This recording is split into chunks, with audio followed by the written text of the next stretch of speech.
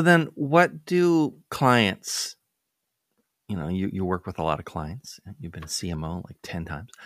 What do companies not understand about talking to prospects? Hello, Dean. Good to see you again. What do they not understand about talking to prospects? Well, some companies are very over rotated on their own products. And so the way they communicate tend to be like product selfies. Like What does we're- over-rotated mean? they are decked against the products they sell Hmm. versus the needs that customers have. Right.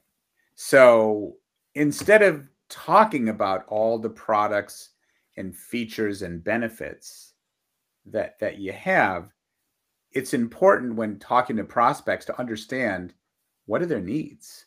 What are the jobs they're trying to get done? What are the pain points that they have? Because it may point to one or more of your products, or it may point to something else. But if you don't understand the jobs they're trying to get done, and if specific products can't help them get their jobs done easier, faster, more accurately, better, then you're probably not going to close something anyway. So you're wasting your time just, transmitting product selfies, whether we're talking about marketing or talking to prospects, if that makes sense. You talk to a lot of companies, you talk to a lot of CMOs, and uh, what are some of the biggest shifts you're seeing in 2025 around marketing strategy or marketing priorities? Less is more, Yeah.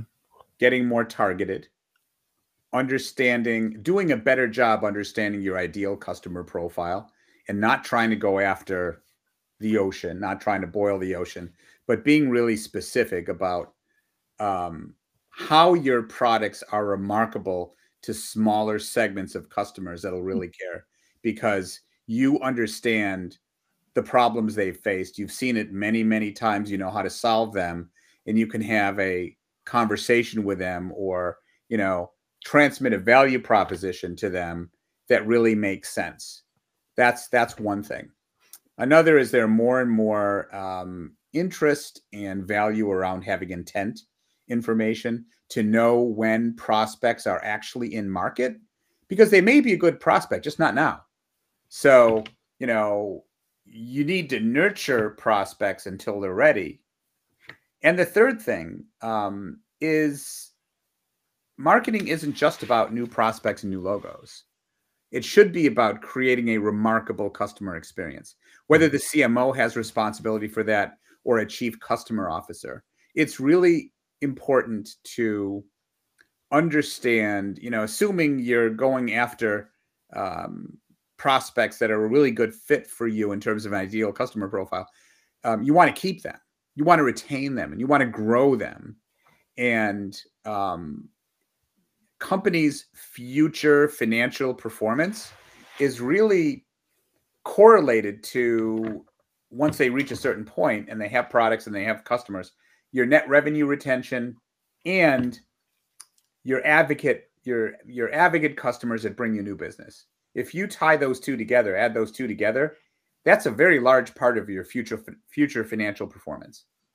That's something CFOs Right. need to understand as well, because the financial data is in the rear view mirror. If you want to look ahead and you want to look to the future, you need to really understand how to drive your net revenue retention, gross and net revenue retention, and advocates to get new business. That's really important. And I think becoming more important. So in the past, you didn't see a lot of marketing organizations that had customer marketing. I think they're beginning to realize it's more and more important that marketing doesn't stop just at new logos. Okay, so the last few years, right? Economy's been up, the economy has been down, the economy's been sideways, right? How is the economy right now influencing marketing budgets and marketing priorities at companies? Up until now, this past year, there's been a Mhm. strain on marketing budgets Mm, because of headwinds in the economy. I work a lot with private equity portfolio companies that are probably companies, mid to high market, so anywhere from half a billion into the billions. And private equity, because of the increased interest rates, their cost of capital has been higher, and there's been pressure on budgets of their portfolio companies. Now that the Fed is starting to drop rates, and they just dropped by 0.5 point, which was huge. Mm-hmm. And once we get over the election, because there's a lot of uncertainty with the election, obviously. So I think those are the two big factors. But private equity has a lot of what's called dry powder, meaning money they want to invest in, new portfolio companies and upgrading their portfolio companies. And with a lower cost of capital in the election behind us, I think 2025 is going to be a much better year for investment. I think we're going to see things take off again. So up until now, with the pressure on marketing budgets, it's been really important for CMOs to understand what things to cut, what things they can cut and get more productive, like, all the content that isn't being looked at and used, which is usually 70% of the content that's been historically created, consolidating agencies and consolidating the MarTech stack, because MarTech stacks have become bloated and you want to just have stuff that is really useful.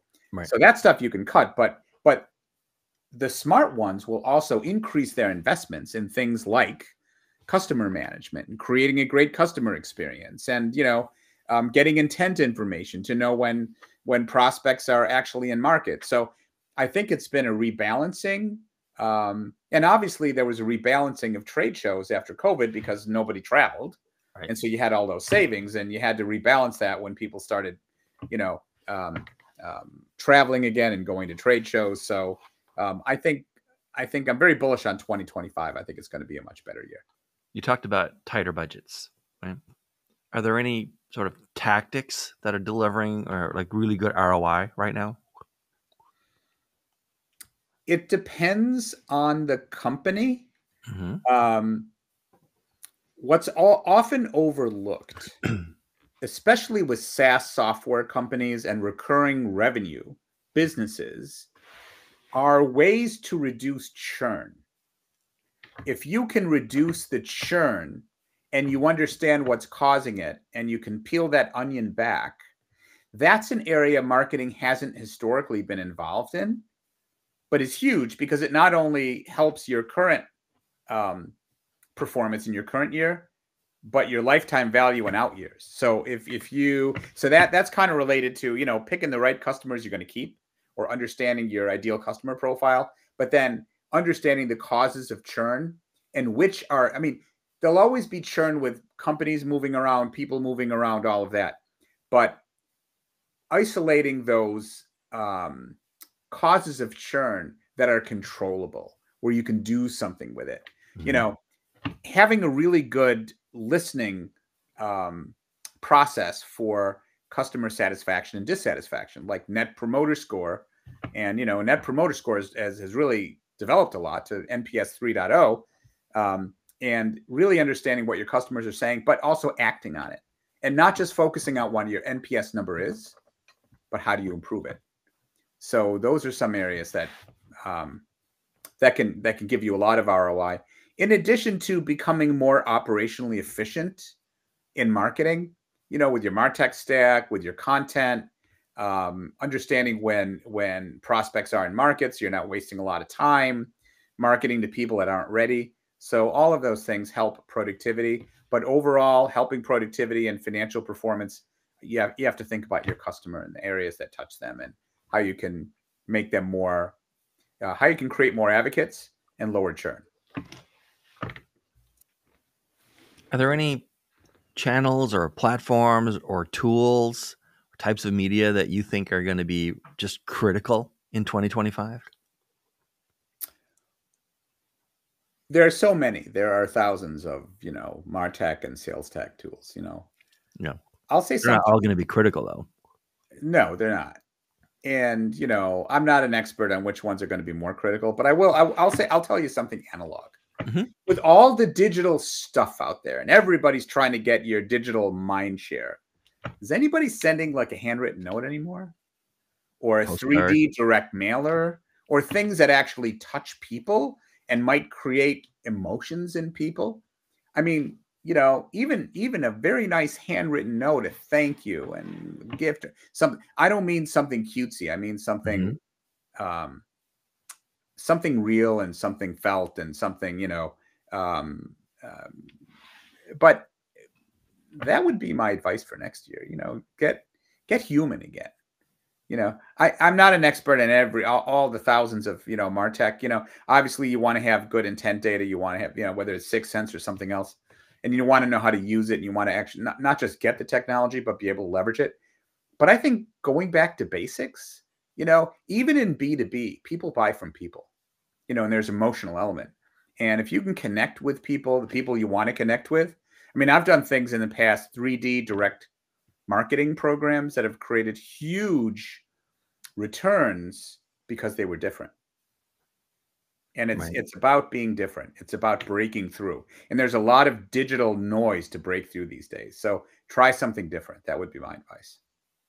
What challenges are companies facing, you think, when it comes to finding great marketing people to hire right now? There are a lot of great marketing people on the market. Mm-hmm. And I think there are challenges from a couple different angles. One is what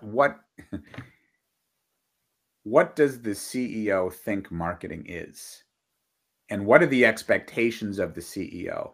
Because you want to hire someone that meets the expectations, but oftentimes everybody thinks they know marketing, and a lot of times the expectations aren't clear, which, you may hire someone, but may not be a lot of longevity if there isn't a good connection there. That's number one. Number two, there are different types of marketing people. There are marketing people that have been agencies. There are marketing people that are demand. There's some, I like to say myself, I'm a combination of brand, demand, customer. Mm-hmm. And so really understanding what you're looking for. One of the issues is many companies have over-rotated on demand. They view marketing as a coin-operated demand engine. And that's not marketing. That's part of it. But brand seeds demand. And a lot of companies may not want to invent in brand because they're more amorphous. You can't see immediate returns. But if you look at the percent of companies that are on short lists with the C-suite, the ones that know the brand are the ones that are on the short list. So there's definitely value in brand, and brand is an intangible asset on the balance sheet. So, brand is actually an asset. So, a mix of brand, demand, customer experience, I think is, and being the kind of the convener in chief, bringing, getting cross-functional alignment are areas that CMOs need to be involved in today. Some are well set up to do that, and some may not be, depending on their background. Do they have an agency background? They're primarily creative. Do they have a demand and operational background, or they're mainly analytical? You want to find someone that does both, but that is predicated on the CEO having good understanding of what marketing should be and creating the right expectations. Does that help? Mm-hmm. So let's talk about brands then. How are brands balancing the need for immediate sales these days with long-term brand building?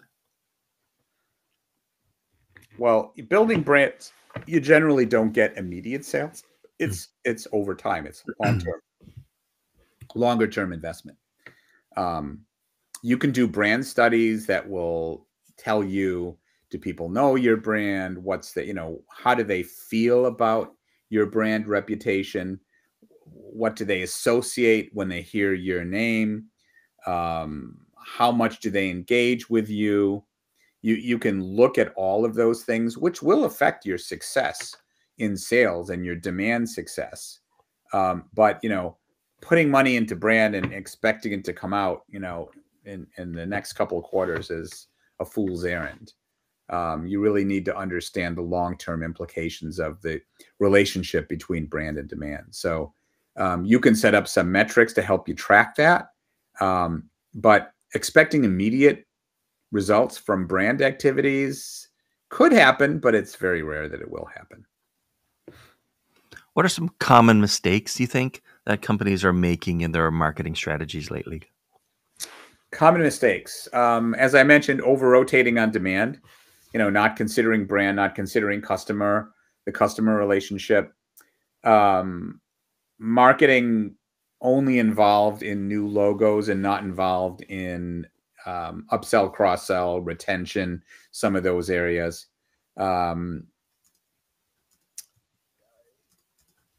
People thinking that campaigns are really, what should be tactics versus an integrated initiative that balances brand reputation, demand growth, customer engagement, and sales productivity and enablement. And they should be integrated activities that leverage all of those areas.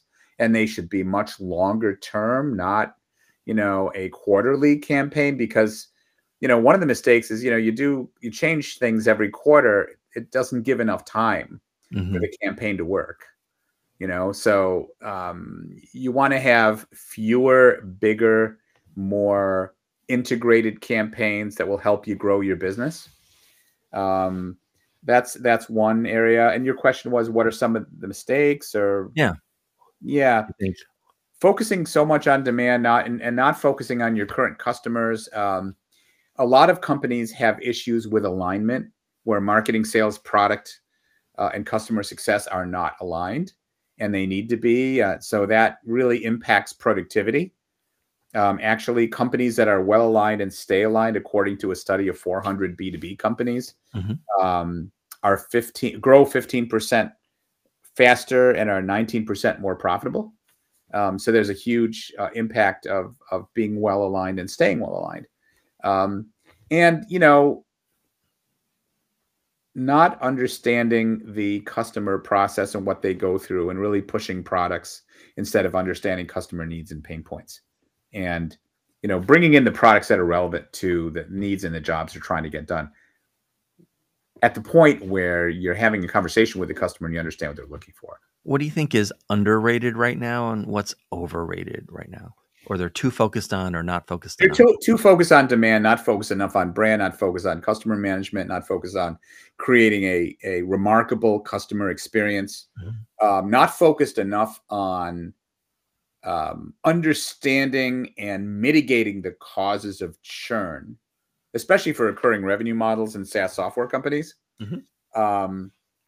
Underestimating the difficulty of integrating acquisitions and the tech debt and the other debt that you'll have over time, and how you deal with that. Not when you're doing acquisitions, not doing enough marketing due diligence so you really understand the cultures and the MarTech stacks and how you would put them together, because it's not trivial to integrate Salesforce instances and marketing automation instances. It takes a long time and effort to do that.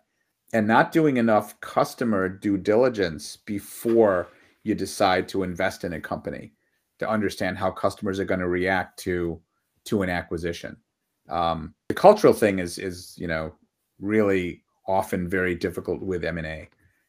Getting the culture right, making everybody feel that it's the right thing, and not making anybody the underdog. Oftentimes people say, "Oh, this is a merger. We're not acquiring you." But then the reality of, you look at the management team that survives. I mean, you have to be very careful with how you do acquisitions, because a lot of them fail. A lot of them, you don't get what you're looking to get out of them. So really going into it with a lot of due diligence up front to make sure it's the right thing. How important do you think is creativity versus data-driven decision-making in today's marketing? I think they're both critical. I think it's like CMOs, I've blogged on this, need to be like an orchestra conductor. You need to have breakthrough creativity like jazz, and you need to have analytical precision like classical, and you need to be able to put them together. So you need to be able to be productive but creative, especially in this market and economy with so much digital stuff everywhere. It's more difficult to be remarkable and break through to customers. So you need the creativity to do that, to look at what your messaging is going to be, how you're going to break through, what your tactics are, what your marketing channels are to meet your prospects and customers where they are, what they're really going to view as relevant and marketable and remarkable. But then you need to be on the other side. You need to be efficient and data driven and understand what's working and what's not. You need to have a culture of experimentation and try different things, and fail quickly and then modify, because that's usually the only way to find the right path.